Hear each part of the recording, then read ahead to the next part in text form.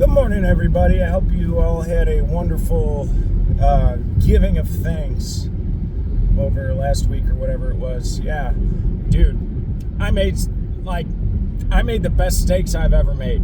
It was fantastic. I got some, what was it, ribeye. Oh no, I left the fern in my back seat. Oh, anyway, whoops. So my kids, I got two kids, a 5-year-old and a 7-year-old. Both of them asserted without doubt that the steak was their favorite part of Thanksgiving, which was awesome because kids don't usually like steaks. Anyway, got to brag about that a little bit. So, something I'd like to talk about has nothing to do with current events, really. I'm sick of current events. I think we are inundated by current events, so-called current events, in an effort to keep us constantly on the edge of our seat. If you sit back, realize day to day, very little changes. Unless you let an external source dictate to you what is changing. I don't do that. So the sunglasses I'm wearing are polarized lenses. And, sorry, coffee calls. Polarized lenses are basically a screen. So what they do is they take the plastic and they stretch it right when it's cooling. And what that does is it forms microscopic ridges, essentially cracks, score lines, basically, along the surface. And then they put a black opaque dye in there, which blocks out the light waves, if that's a real thing, going a certain direction. So the general understanding is that you've got light waves going this way and you've got light waves going this way. You can't really see that, but when light reflects off of a car or off of the water, these are really good for fishing. What it does is it changes from going this way to going this way. That's a really terrible demonstration, but basically it flips in polarity, okay? And then what polarized glasses do is they block out that polarity. So it blocks out all of the glare. At least that's the understanding. And here's why. So think about polarized lenses as though they are a screen blocking out specific polarity of light. Okay, you block out this polarity, okay, and then you block out this polarity, and it becomes much more opaque. You can barely see through it. It darkens to a great degree because of the fact that you're blocking out double the light. Okay, that makes sense. It's just like if you have one window open, it lets some of the air in. If you have two windows, that was a terrible analogy. If you have two windows open and you roll one up, it blocks part of the wind, right? You roll the other one up, it blocks more of the wind. Say you got four. Anyway, you get the point. You're physically blocking out light. So, you got one going this way and one going this way. You can see it. You can see how that happens. Watch. Okay. So you can see my face, and then you can see less of my face. I know this feels pedantic, but I really need to impress and drive home that it is a physical blocking of light. That which you block, you can't get back. Right? Wrong. So, I actually came with props. Your cell phone screen is polarized, and that is going to weigh heavily into this little experiment. So there's where mine is polarized. When I look at it at that angle, my screen blacks out. So it's a 45-degree angle.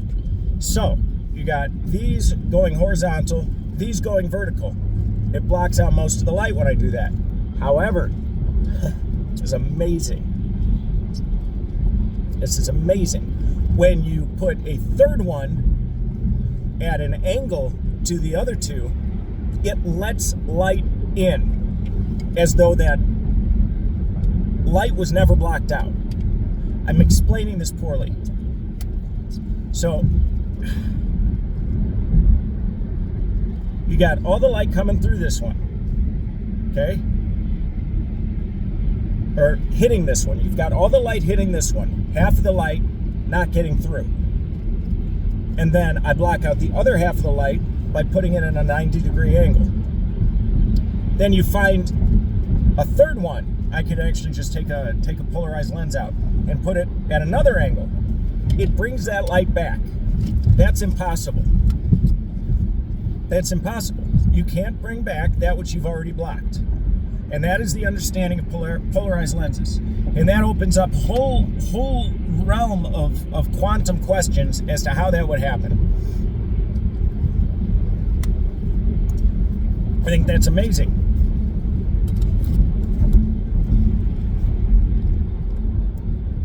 Maybe there's an explanation. If there is, I haven't heard it. But I do know that it's really wild, the fact that it does happen.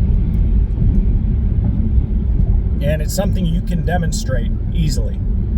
And given the current understanding of what light is and what it means to block light out, I don't think that we can count on the accepted scientific understanding. I don't. And if we can't count on something as simplistic as the way that light and blocking light acts, essentially making shadows, what can we count on them for? Do you count on them to tell you what's on Mars? I'm sorry, do you count on them to tell you what's on Iceland? Inside joke.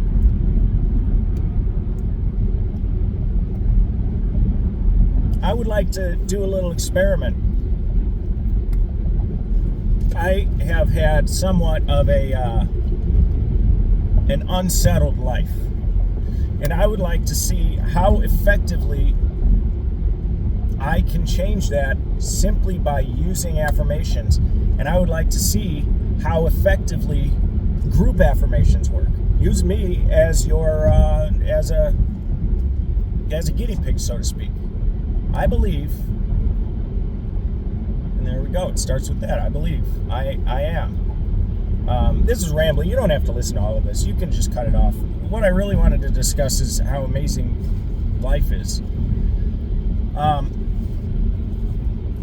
am that which I am. So, I am rich. I have enough wealth that I can give away half of it and still provide everything my children could ever want.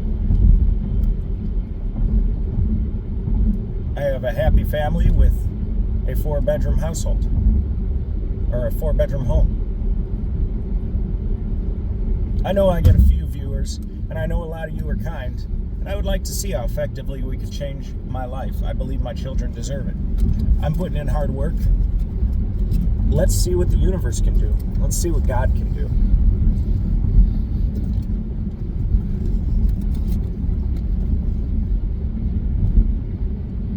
I will do anything that is available to enrich my family in every way possible. And on that note, I would like to discuss a little something that's kind of close to home, and I've discussed it briefly on here before. My ex-wife, I used to be in a really bad place, as I just kind of alluded to. When I lived in Colorado and I was married, I was quite an addict. I had a broken foot, and while that's no excuse, it is a reason. I had a broken foot and couldn't get treated. Couldn't get my pain treated, and I was working at Denny's on my feet all night, and a coworker brought me an opioid, and before long I was hooked. Anyway, I lost my marriage because of that. And a few other things. However, gnarly. However, I put myself back together pretty much the moment she left, a switch happened in my heart and in my soul, and I said, okay, I know that I'm in a bad place right now, but that's just a place. I don't want, and I know my ex-wife, I know that if I hadn't gotten out of that bad place, my children would be raised in a home which I wouldn't envy. Let's just put it that way. So I moved to Minnesota. I got my life together. I've been at the same employer for 2 years now. Over 2 years. I am known in my community, and I'm well liked by my peers. And that's something that has never occurred in my life. I didn't ever want to move to Minnesota. I don't like the cold because as I said, I've had a broken foot, and well, it gets to hurting starting right about now. So a few months back, I completed everything that I needed to do to be a 50-50 custody, and I approached my ex-wife about that, and I said I would like to move to that, which will be a huge financial strain on me, but my children need it. My children absolutely need it.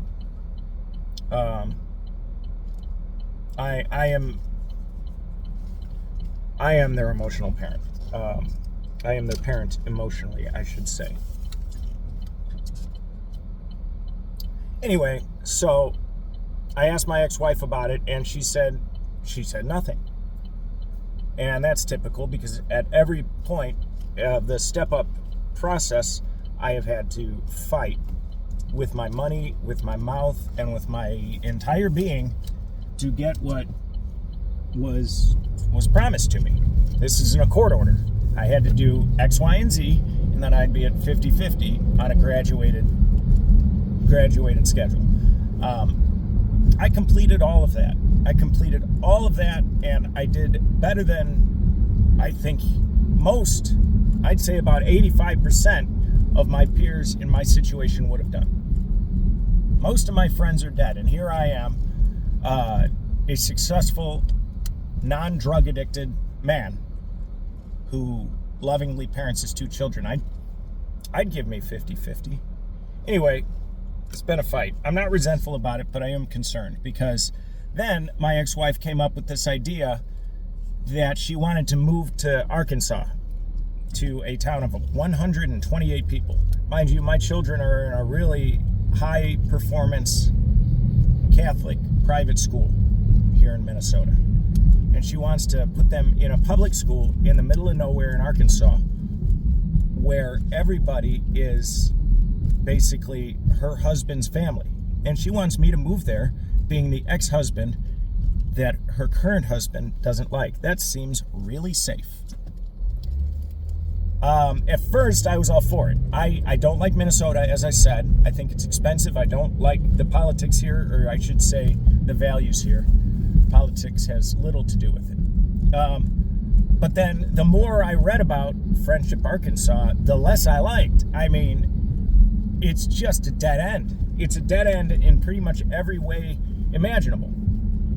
So I balked. I said, I can't approve this. And first of all, I'm due for 50-50. Can we discuss that? I won't discuss anything until we've discussed what I'm court ordered to have. And she said, no, I think we can just graduate to 50-50 when we move. I'm not dumb, okay? The second I moved to Arkansas, I have no legal assistance. I have no, what is happening here? I have no parenting consultant to stand up for my children. I have no attorney who is familiar with the case. I have nothing to fall back on. And if I've had to fight this far with assistance, with people watching my case, obviously it's never going to happen. And what if I insist upon it? I'm just going to disappear, dude. They're just going to disappear me. Let's just face it. So, no. And she wants to put my children in a public school in a town where the adults have a 50% literacy rate. It's asinine. So tomorrow I am scheduled to hear the final decision from the parenting consultant regarding this move. And I could really use a win. This has been a long, cold, lonely winter of fighting through years. And I need a win. Okay, my ex-wife tells me that it's all money, all financial, but she doesn't work. She has had 2 children in 3 years when we couldn't even afford our 2 children. She was married before or at least knocked up before we were even divorced. I'm sorry. Your bad family planning and financial choices are not the burden of my children.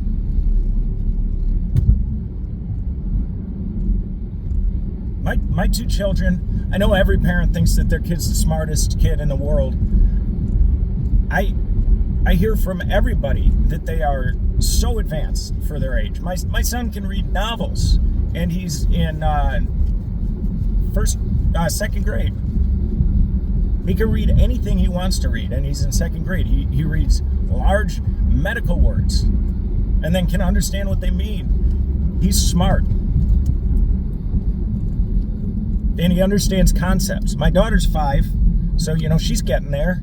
But she's learning to read. She's teaching herself how to read. She's in kindergarten, man. The love and thirst that these children have for knowledge and for information and for truth is just amazing. And to take them away from where they are flourishing just because you don't want to get a job and you just want to keep popping out children, that's shameful. I'm not going to mention your name because I want to protect your anonymity because, I still care about you. But I think that you're incapable of actually caring.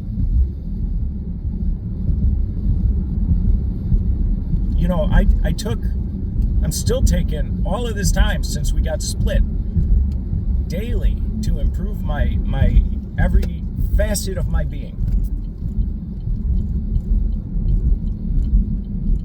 And you've done nothing. Done nothing to improve your circumstances. I'm sorry. I know that you really want to move. I can't do it. Okay, I can't put my children through that. And I don't think it's fair to expect me to. And I definitely know it's not fair to expect them to.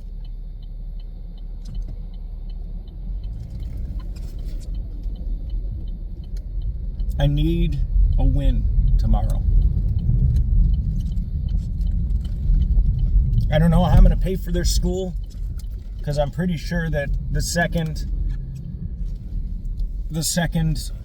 I do win, so to speak, I'm pretty sure the assistance that I've been getting from her side of the family is shot. I pay $230 every other week to child support. And I still support my children day to day in their lives. It's the crazy part, dude. It doesn't make any sense. I work my ass off, and they get most of my money directly. Not through my ex-wife, not through child support, not through the government, from me, because I'm an active and effective and loving and caring parent. That's why. But I still pay $230 every other week. And I'm okay doing that. The thing is, once I'm up for 50-50, she starts owing me money. She owes me $105 a month or something stupid like that. I don't want her money. I don't want any of it. I don't want anything tying me to her. I don't want anything held over my head. I am willing to keep paying that $230, then you can put in that $100 a month towards my children's school. Why are you unwilling to do that? You know, she mentioned in the correspondence with the parenting consultant that that insurance, the burden of paying for their insurance falls solely on her. Well, that's just not true.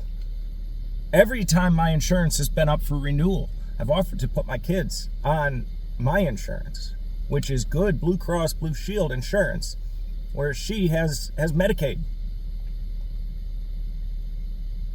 But you know what? She doesn't want it. She doesn't want it because then she doesn't get assistance.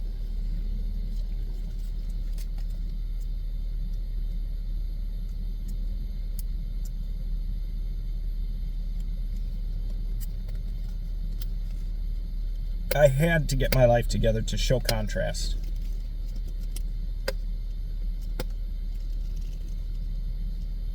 If I, a lifelong junkie who just learned how to be sober 3 years ago, if I can do this, why can't you? Why can't you? Why do you need to keep moving across the country?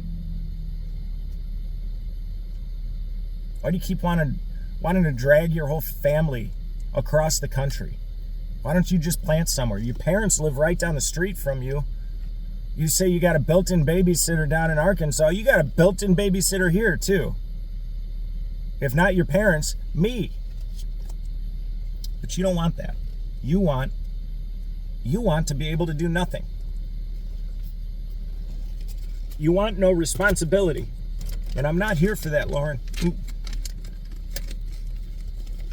It's all right. They don't know your last name. I'm just not here for it. I love my children. You know that. And you strangers that watch this video know that too.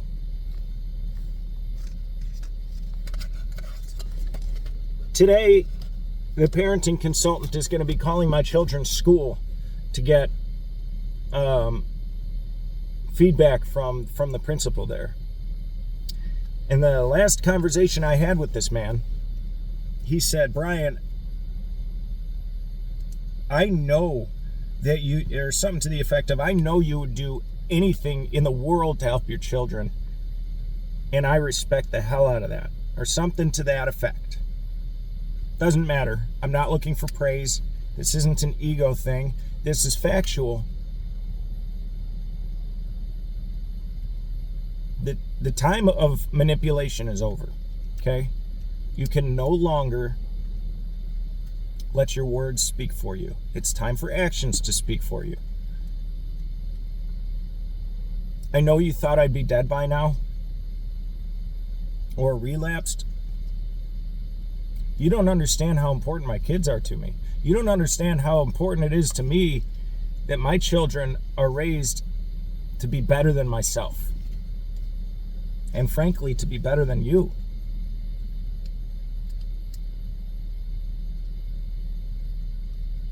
And they will be. You know why? They will be because I'm in their lives. And I will be in their lives. And you can't take me out of them. Out of it.